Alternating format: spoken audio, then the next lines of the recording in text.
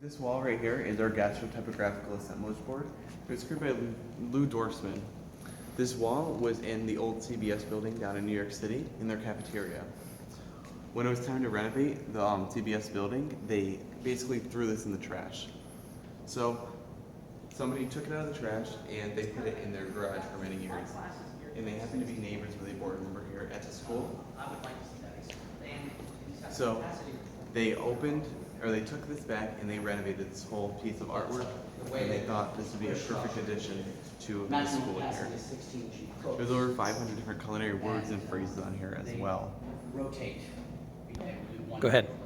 This is also where they do the reception after graduation. The walls that you see on the sides open up to make it one great space, and so they'll have different action stations set up throughout the room, so they can have kind of a past appetizer order kind of thing after graduation. They call it Bigger in HA, and it's run by our Garmager classes.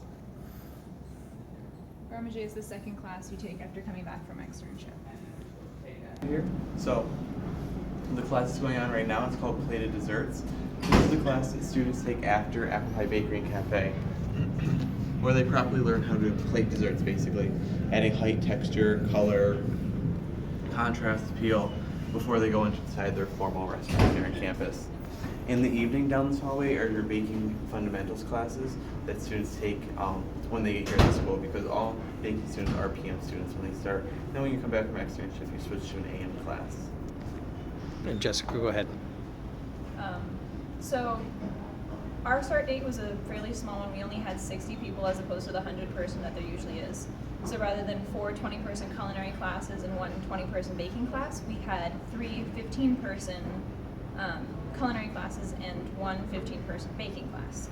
So our classes were a lot smaller. When you start out, you're pretty much randomly assigned with your group of people, and you are with them the whole first half of your schooling up until you leave on externship. After extern, when you come back, it kind of gets jumbled up a little bit because you gain what we call A students, which are students who have enough hands-on experience in the industry that they've been allowed to skip externship. So when we came back from ours, there was 4 of us that were from our original class, and the whole rest of our class was A students. So you guys have been together for how many years now? A year and a half, almost 2. You're gonna have 2 more years. Okay. All right.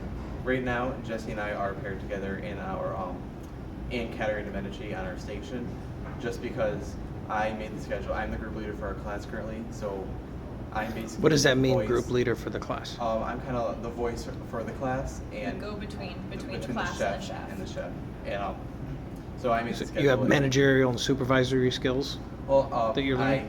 observe what's going on in the kitchen. I'll relay messages from the chef to the students. Make sure we're cleaning up on time, going to family meal on time. Make sure everything's kind of running more smooth. If something comes up that's like become an issue for the class, like we're never getting cleaned up on time or that kind of thing, he can call a meeting and have our class sit down and discuss how do we fix this, and he can make calls on that kind of thing. So the classroom behind me is. He doesn't want you to record. Just don't blatantly point it to the kitchen. So the classroom behind me is advanced baking pastry techniques. So in this classroom, they focus on dietary restrictions in the industry. So since dietary restrictions are a huge part of our industry right now, and people have celiac disease, who are diabetic, who are lactose intolerant, so we like to focus on these problems, and we want everyone to enjoy the same type of items. So the main project in this class is they take a controlled item, so an item that hasn't changed, like say a chocolate chip cookie, and they create it 2 to 3 different ways. So it could be sugar-free, dairy-free. They'll create a low reduced calorie or reduced sugar as well. And their goal is to have all of the ways taste the same in the end. And usually they're pretty successful at this. This is our chocolates and confections class. In here, these students have come back from their externship, and they work with different chocolates and sugars as well, as you can see in the window. A piece of technology that they use in the back of the classroom, it looks like a cement mixer in the back. And it's for things, say, like M&M's as an example. We do not make M&M's here, but just use them as a general idea. They'll put a piece of chocolate or a nut inside of this mixer, and then they'll learn to layer on different colors, coatings, flavors, just another layer to that item. Over here in the corner, the chef that is currently in this class, he tapped the maple trees on campus and he created his own maple sugar here as well. We have our IPP class, which is individual production pastries, which it's basically you're creating large quantities of individual pastries for banquet event settings. Then the class in the morning is your contemporary cakes and desserts, where they're almost bringing cakes to the next level using cakes called entremets, which is a mousse-based cake with a thin layer of almost cake in between. This is the first class baking pastry students take when they come back from externship. It's your confectionery arts and desserts class.